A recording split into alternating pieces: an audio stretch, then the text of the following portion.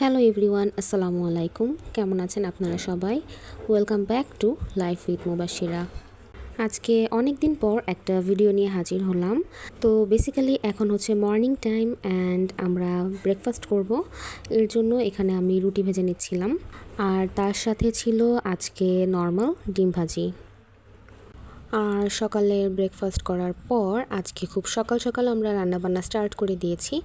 এখানে আমার বোন আজকে আবদার করেছিল ওকে পোলাও রান্না করে দেওয়ার জন্য, তার সাথে মুরগির মাংস আর গরুর মাংস। তো পোলাও তো আমি আগেই রান্না করে নিয়েছি, আর এখানে গরুর মাংস আর মুরগির মাংসটা হচ্ছিল। আর এই পাশে গতকাল রাত্রে বাসায় ডিম নিয়ে আসা হয়েছিল, এখন আমি সেগুলোকে একটু ধুয়ে নিচ্ছি। আমরা সব সময় ডিমটা এভাবে বাইরে থেকে কিনে এনে ধুয়ে তারপরে ফ্রিজে রাখি। ডিমের গায়ে অনেক রকমের ময়লা থাকে, এই কারণেই ধুয়ে রাখাটা। এই তো আমার ডিমগুলো ধোয়া শেষ। এখন আমি এগুলোকে এই বক্সটা নাকি ডিমের কেসটা, যাই হোক, এটার মধ্যে রেখে দেব।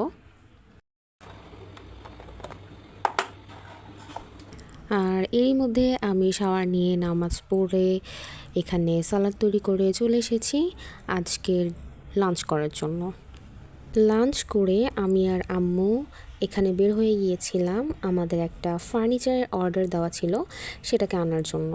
ওটাকে দেখবো ঠিকঠাকভাবে বানিয়েছি কিনা, এই আর কি। বাট ওই টাইমটাতে না প্রচুর বৃষ্টি হচ্ছিল।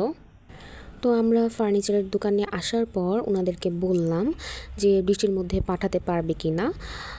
ওনারা বলল যে হ্যাঁ, নো প্রবলেম। ওনারা ফার্নিচারটাকে পুরোপুরি কভার করে তারপরে পাঠিয়ে দেবেন।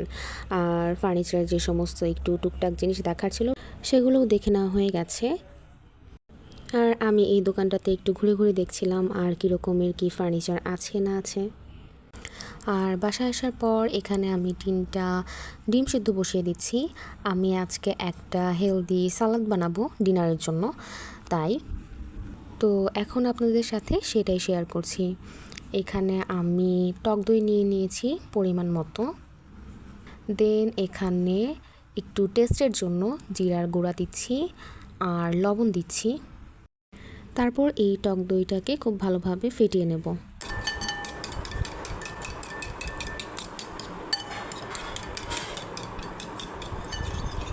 আর এখানে মুরগির ব্রেস্টের পিসকে আমি একটু লবণ, দেন সয়া সস, আদা রসুন বাটা আর হচ্ছে চিলি ফ্লেক্স দিয়ে খুব অল্প তেলে একটু ভেজে নিচ্ছি। থেকে একটু পানি ছেড়েছে অ্যান্ড আমি এটাকে একটু ঢেকে রান্না করে নেব যাতে মাংসটা সিদ্ধ হয়ে যায়।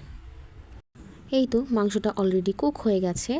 এখন আসছি মেইন পার্টে, মানে স্যালাডটাকে ড্রেসিং করবোই আর কি। এর জন্য আমি আগে থেকে শসাটাকে কাটার দিয়ে এইভাবে লম্বা লম্বা করে কেটে রেখেছিলাম, সেইটা এখন নিয়ে নিচ্ছি।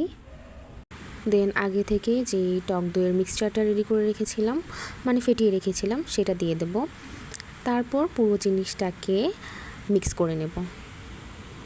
এই তো আমার মিক্স করা শেষ। এখন আগে থেকে যে মুরগির মাংসটাকে রান্না করে রেখেছিলাম সেটাকে একটু কেটে এর মধ্যে দিয়ে দেব। অ্যান্ড যে এগটা বয়েল করে রেখেছিলাম সেটাকেও একটু শেপ করে কেটে এখানে দিয়ে দেব। এখন এই পুরো ব্যাপারটাকে আবার একবার মিক্স করে নেব। তারপর এখানে আমি একটা মিনিপ্যাক সসকে এইভাবে ওটার মধ্যে একটু সাজিয়ে দিলাম, মেনলি গার্নিশিংয়ের জন্য, আর খেতেও একটু ভালো লাগবে, দ্যাটস ওয়াই।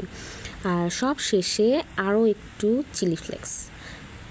বেসিক্যালি যারা ঝাল খেতে পছন্দ করে তাদের জন্যই দেওয়া উচিত, যারা আমার মতো ঝাল পছন্দ করে না তাদের জন্য মোটেও দেওয়া উচিত না। তো এখন হচ্ছে এই সালাদটা খাবো, এটা হচ্ছে আমাদের আজকের ডিনার। আর আজকের ভিডিওটা এই পর্যন্তই। দেখা হবে আরেকদিন অন্য কোনো ভিডিওতে। আল্লাহ হাফেজ, আসসালামু আলাইকুম।